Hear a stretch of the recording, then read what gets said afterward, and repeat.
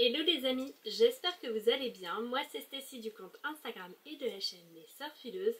Et aujourd'hui on se retrouve pour une nouvelle vidéo et il s'agit d'un bilan couture. Je vais vous présenter du coup les pièces que j'ai cousues ou terminées lors du premier trimestre de l'année. Il y en a peu pour 3 mois car j'avoue que mon mojo couture est un petit peu parti après la fin de l'année. Et donc j'ai réalisé pas mal de tests pour dire de coudre un peu parce que c'est ce qui me motivait. La première pièce que j'ai donc cousue c'est la robe Sarah de Domani Pattern. C'est une toute jeune marque que j'ai découvert en début d'année et si je ne me trompe pas il s'agit d'une marque canadienne. J'ai eu l'occasion du coup de tester, comme je vous ai dit, la robe Sarah. C'est un modèle qui est uniquement disponible au format PDF au prix de 6,95 €. C'est vraiment pas cher pour un PDF. Et au niveau des tailles, je pense qu'on va du XS au XXL, si je ne me trompe pas. Je vous mettrai quelque part dans la vidéo si toutefois je me trompe. Il s'agit donc d'une robe évasée qui me fait penser un peu à une robe polo style robe de tennis.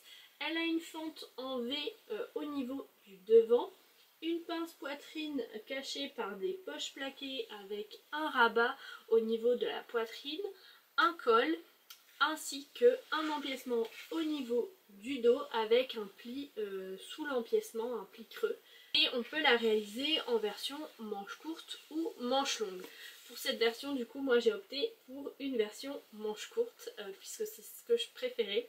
Cette version étant un prototype, j'ai dû faire plusieurs ajustements. Alors je vous rassure, ces derniers ont depuis été corrigés par la créatrice. Il n'y a pas eu de changement de style donc vous arriverez au même résultat.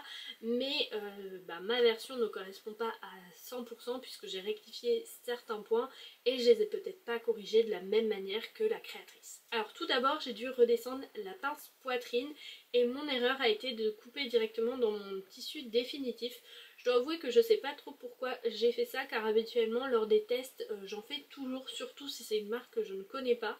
Mais bref, j'ai dû redescendre du coup la pince poitrine mais ça n'a pas été évident puisque du coup il me manquait de la matière et on peut pas en rajouter quand c'est coupé.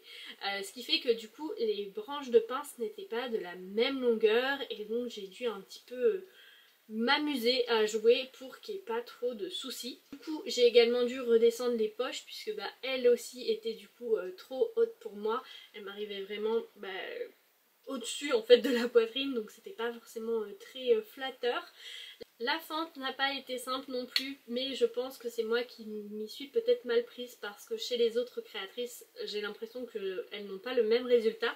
En fait elle est longue et étroite donc j'avais tracé mes marges de couture pour bien visualiser où m'arrêter sauf qu'après il fallait cranter sans couper dans un point ce qui n'était pas évident et comme vous vous en doutez j'ai coupé dans ce point et j'ai donc dû rectifier. Le dernier point que j'ai pas su corriger c'est un surplus de matière qui était présent au milieu devant et qui forme du coup une sorte de pli, ce qui fait que la robe ne tombe pas parfaitement et que donc je la porte très peu alors que pourtant j'adore le modèle.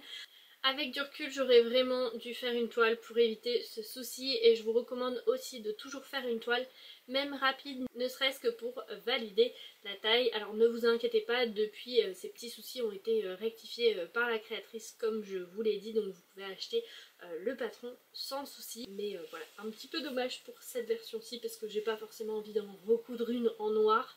Pour ce modèle j'ai donc cousu la taille L pour le haut et j'ai gradé vers le XL pour le bas puisque j'ai des hanches assez importantes et c'était parfait. Quand j'ai vu l'appel au test, vraiment je voulais absolument faire partie de la team de testeuses car j'avais vraiment flashé sur ce modèle. Je le trouve simple mais à la fois élégant et moderne. Je l'ai associé à une ceinture pour marquer la taille et cacher un petit peu le défaut et je le porte également avec des bottines et franchement j'adore ce look.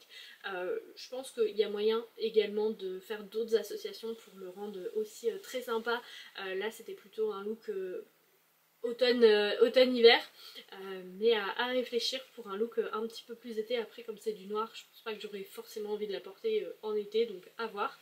Je pense la recoudre prochainement, pourquoi pas en blanc pour donner vraiment un style tennis girl ou alors en jean parce que c'est vrai que j'en ai vu beaucoup ces derniers temps et je pense que je me suis fait un petit peu influencer, ça m'a donné envie d'en réaliser une. et d'ailleurs il y a une des testeuses qui en avait réalisé une en jean et que j'ai beaucoup aimé. Donc je pense que ce sera l'une des prochaines versions. En tout cas, ce que j'ai apprécié, c'est que la créatrice a vraiment été très à l'écoute de tous les retours, ce qui est un point très appréciable. Je sais à quel point il est difficile de créer un patron et de recevoir des critiques, même si ces dernières sont constructives. Voilà, c'est toujours un petit peu compliqué, mais là franchement elle a pris tous les points et elle les a modifiés, etc. Côté explication, il n'y a pas de vidéo tuto et les instructions sont plutôt brèves mais efficaces. On va à l'essentiel et les schémas sont assez clairs. Personnellement, j'aime les livrets très détaillés, mais c'est une question de point de vue et je pense qu'avec ce modèle, détailler davantage, c'était pas forcément nécessaire, ça aurait fait beaucoup de blabla pour rien, donc voilà. Par contre, la créatrice utilise pas mal de termes techniques et c'est là le point que je trouve un petit peu dommage parce que je pense que ça peut parfois perdre les débutants. Mais bref, pour conclure, j'ai adoré être testeuse pour cette marque, j'ai hâte de découvrir leur prochaine collection, même si certains points, selon moi, comme je vous ai dit, peuvent être perfectionné, c'est un très bon début. La créatrice visait le rythme d'un patron par mois au début, mais elle a choisi de privilégier la qualité en travaillant désormais sur des collections. Donc à voir ce que ça va donner pour la suite. Je suis d'ailleurs en train de tester un nouveau modèle pour cette marque, donc je vous partagerai mon retour également et je vous invite à aller la suivre pour la soutenir, sachant qu'en plus les patrons sont très peu chers, c'est l'occasion de se faire plaisir et d'en tester plein. Je ne sais pas si mon code promo est toujours actif, donc je demanderai à la créatrice et je vous le mettrai juste ici. Et on passe du coup au modèle suivant.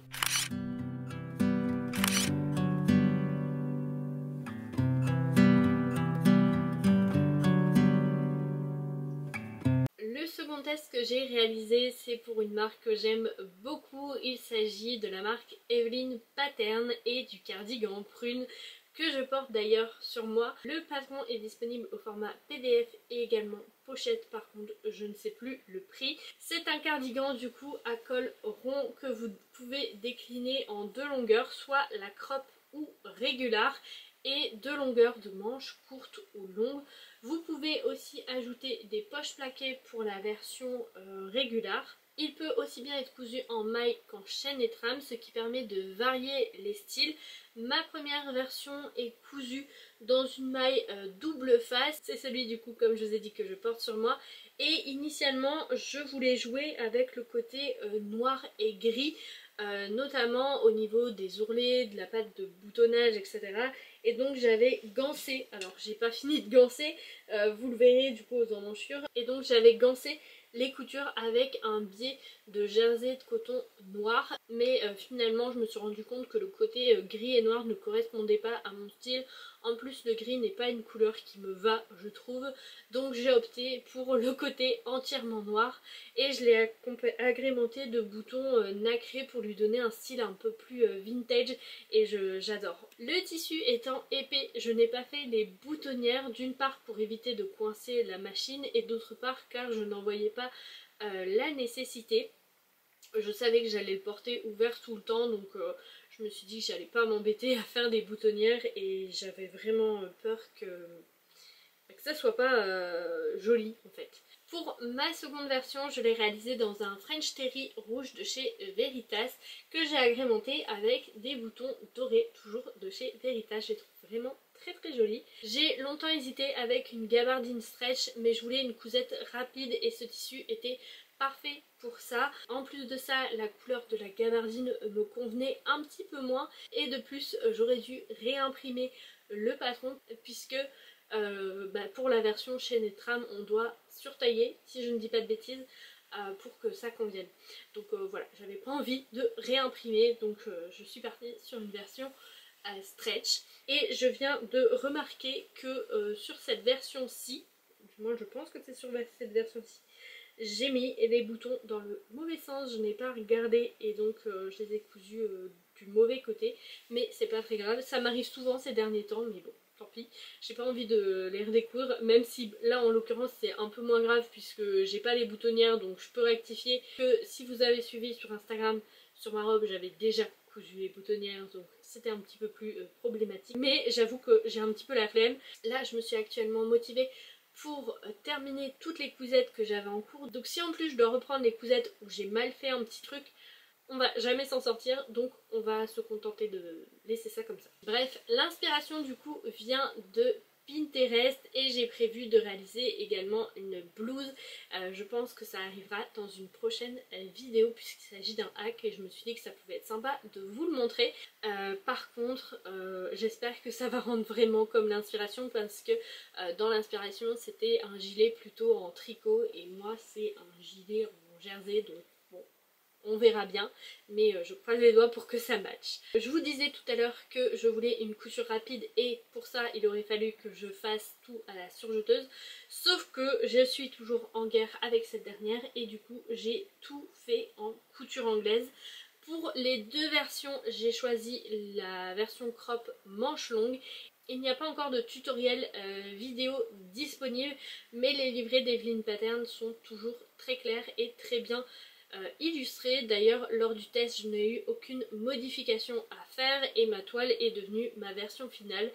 C'est un modèle qui est parfait je trouve pour les débutants, il est simple et rapide à coudre, donc vraiment je vous le recommande et je pense vraiment qu'il y aura d'autres versions de ce cardigan parce que vraiment je l'aime énormément.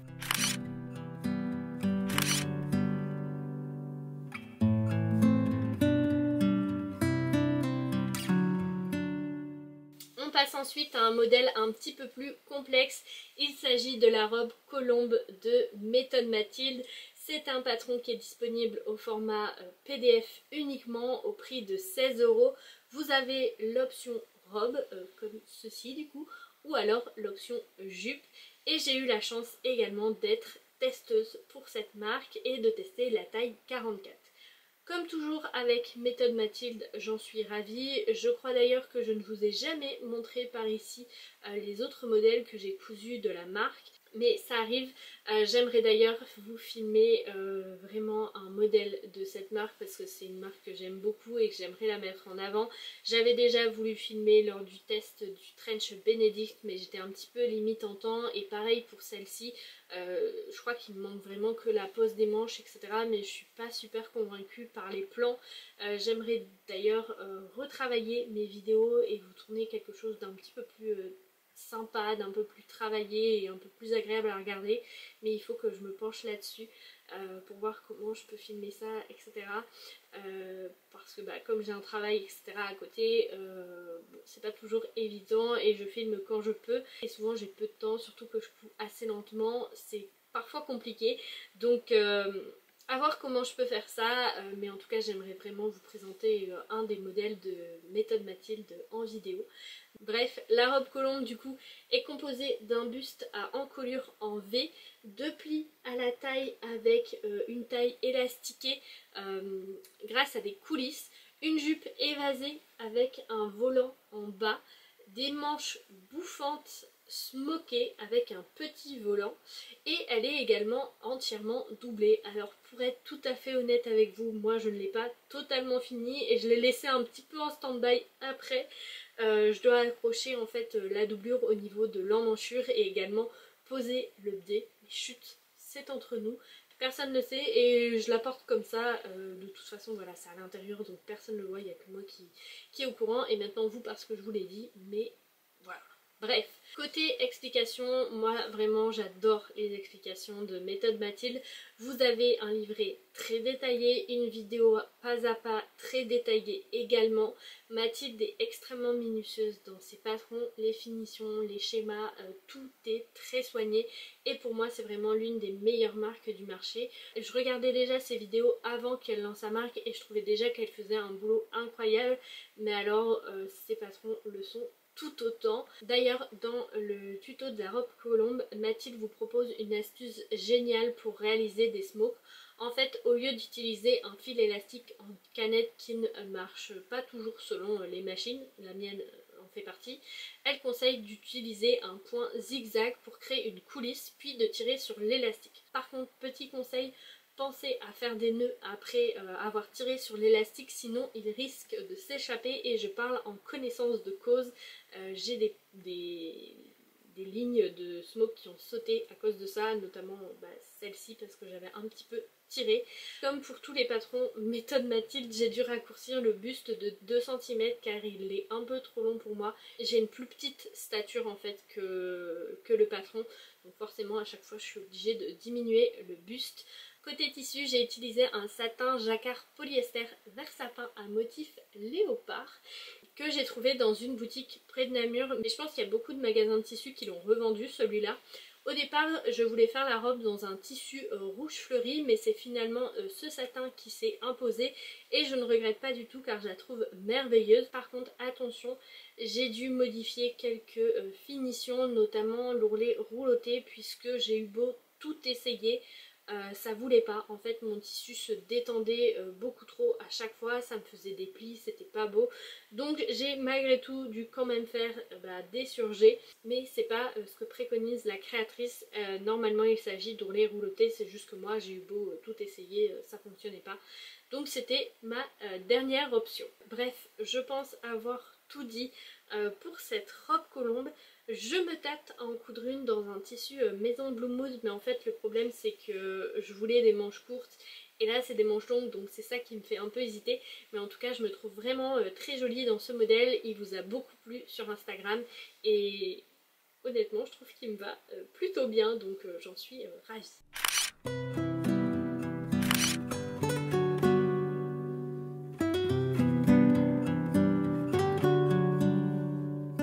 Le dernier test que j'ai réalisé, c'est le pantalon Marlowe de chez Atelier Mimito. L'été dernier, je vous avais montré ma version short cousue en lin jaune. Alors peut-être pas par ici, je ne sais plus, mais sur Instagram oui. Donc je vous la mettrai ici si ce n'est pas le cas. C'est un modèle que j'adore, j'en ai cousu 3 versions. Je vous les ai pas forcément partagées les 3, mais je l'aime vraiment beaucoup, je le trouve hyper confortable. Il tombe vraiment parfaitement. Alors j'ai fait les modifications pour, du coup c'est le patron de short que j'utilise très souvent. Et du coup quand j'ai partagé la version short, la créatrice m'a dit qu'elle travaillait sur une version pantalon et elle m'a proposé de faire partie de la team de testeuses. Autant vous dire que j'ai directement accepté puisque c'est un modèle que j'aime énormément. Donc pour le pantalon, vous retrouvez toujours une taille élastiquée avec des poches italiennes, et pour les jambes vous avez deux types de finition, soit la version un peu plus large, soit la version un peu plus fuselée comme ceci. Moi j'ai opté du coup pour la version fuselée puisque c'est celle qui correspondait à mon inspiration. La créatrice nous propose aussi de choisir entre un ourlet classique ou un ourlet rabattu. Au début je voulais partir sur l'ourlet rabattu, mais finalement quand j'ai testé j'aimais pas tellement et j'ai donc préféré faire l'ourlet classique. Par contre ce que j'ai trouvé un peu dommage, c'est qu'on vous propose de faire un ourlet rabattu mais on ne vous explique pas comment le faire, donc bon c'est un petit peu dommage. Côté couture c'est que du bonheur, c'est vraiment tout ce que j'aime, tout est monté en couture anglaise et du coup l'intérieur est aussi beau que l'extérieur. Pour le tissu j'ai utilisé une gabardine beige que j'avais reçue pendant ma collaboration avec Domotex et ça collait pile à ce que j'avais en tête. Par contre le tissu est, je trouve, un petit peu trop épais, je trouve qu'il y a beaucoup trop de volume à l'avant et en fait à la base j'étais entre deux tailles, 44 et 46. J'ai choisi de faire le 46 sans grader. Sur ma toile c'était parfait, mais comme mon tissu final est un peu plus lourd, je pense que ça a changé le tombé et donc le rendu. Et j'aime du coup un petit peu moins. Je pense que ça aurait été plus sympa dans un tissu un peu plus fluide, un peu plus souple. Mais malgré tout, je suis quand même super à l'aise dedans et je l'aime beaucoup. J'ai également raccourci la fourche, je crois de 3 cm, mais je ne suis plus sûre parce qu'il remontait un petit peu trop haut. Par contre, un petit point qui m'agace avec les pantalons élastiques, etc., c'est que je trouve que maintenant les élastiques ne sont plus d'aussi bonne qualité et ils vrillent à chaque fois. Ça me fait, peu importe le pantalon que j'ai, l'élastique tourne et c'est hyper embêtant et je sais pas comment remédier à ça. Alors la créatrice propose de coudre dessus, mais c'est pas le rendu que je veux, donc Ouais, je sais plus quoi faire. Si toutefois vous savez où je peux trouver des élastiques de bonne qualité qui ne se plient pas, qui ne brillent pas, dites-le moi en commentaire parce que vraiment ça pourrait m'aider énormément. Pour les détails techniques, le patron est disponible du 34 au 60. Il coûte 9,95 € au format PDF et le livret est plutôt bien expliqué. Vous avez une vidéo pas à pas, par contre je pense qu'elle n'est pas en français puisque la créatrice est australienne, alors elle l'a peut-être doublée, je ne sais pas, mais voilà, je pense pas qu'elle soit en français initialement. Je dois avouer que je sais plus comment étaient les explications du short, mais là j'ai vraiment apprécié les schémas, etc. Et je trouve que c'était quand même assez bien détaillé, donc je vous recommande cette marque. Comme pour le short, j'ai beaucoup aimé ce modèle et je pense que j'en réaliserai un nouveau dans un autre tissu pour la prochaine fois. J'ai déjà une petite idée mais je suis pas encore sûre du patron sur lequel je pars. J'hésite entre deux pantalons que j'ai dont le Marlot. Donc à voir, je vais encore réfléchir et peut-être que vous verrez une autre version du Marlot. Par contre si je pars sur le pantalon Marlot pour ce projet là, ce sera la version du coup avec les jambes un petit peu plus larges puisque ça correspond davantage à l'inspiration que j'en avais.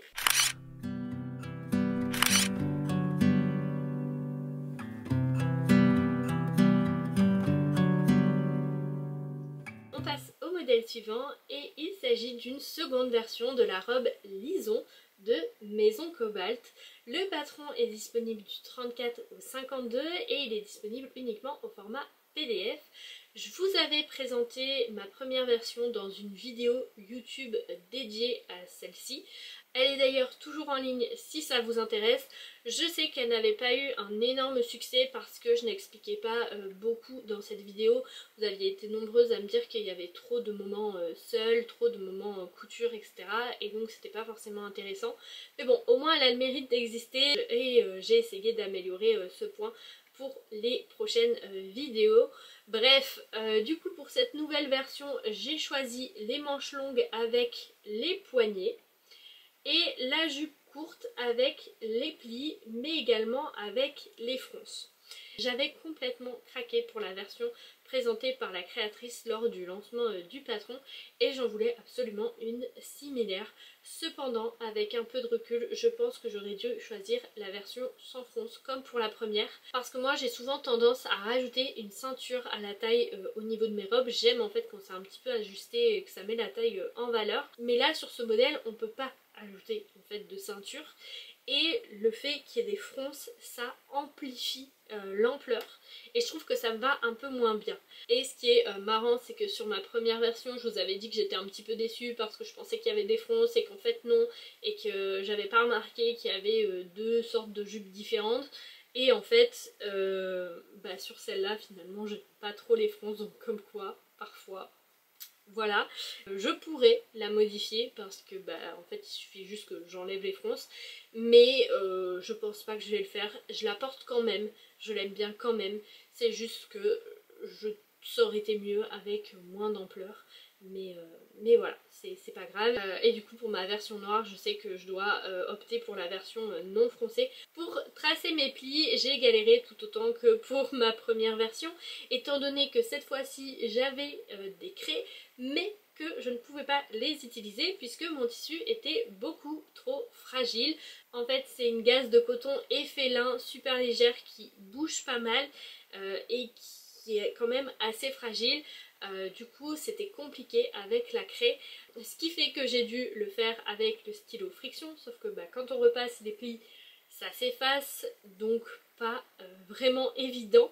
Résultat, ça m'a pris tout autant de temps, voire 2 fois plus de temps que pour ma première version, puisqu'il y avait davantage de plis, mais que du coup la première je m'étais trompée en fait dans les plis, donc j'avais dû recommencer. Mais là du coup ça a été vraiment très long, donc j'espère que je galérerai un petit peu moins pour ma version noire, mais autant vous dire que quand je l'ai fini j'étais soulagée.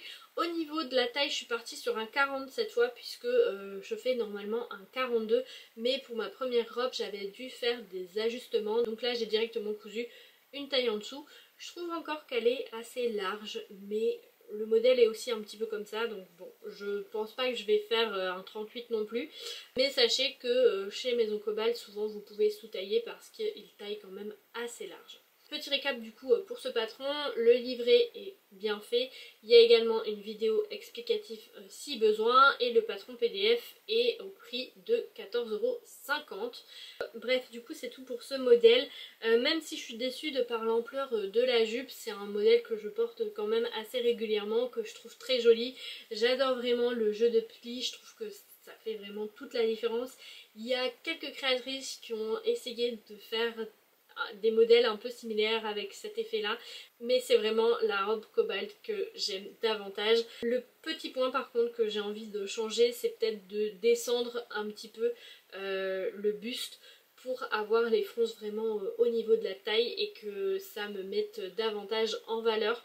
Je sais pas si je le ferai pour ma version noire parce que j'ai peur d'être déçue, ou alors il faudrait que je refasse une toile avant, mais à voir. En tout cas vraiment je vous recommande ce modèle parce qu'il est vraiment très très beau et il fait son petit effet.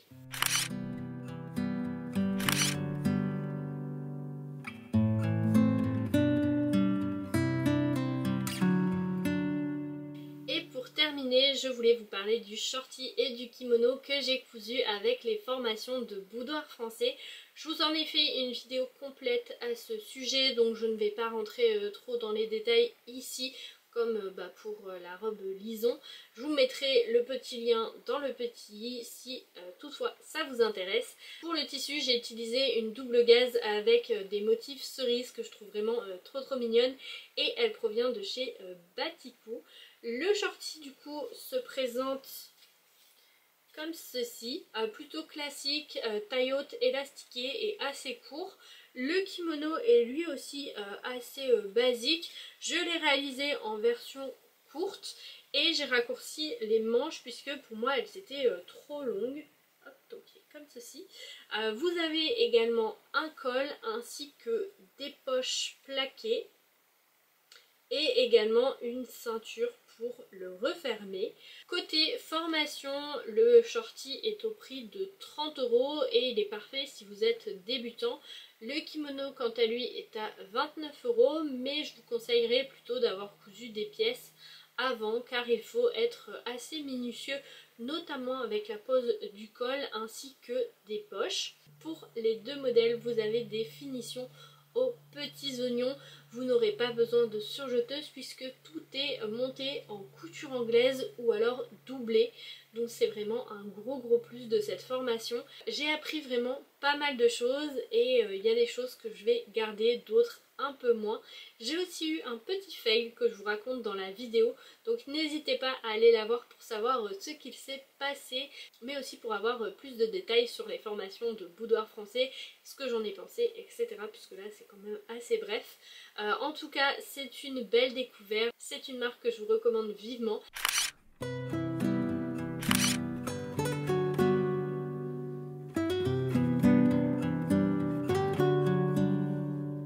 C'est tout du coup pour ce bilan couture, même si mon rythme de couture a un peu ralenti en ce début d'année, je suis contente des pièces que j'ai réalisées et surtout des marques que j'ai pu découvrir et soutenir grâce au test.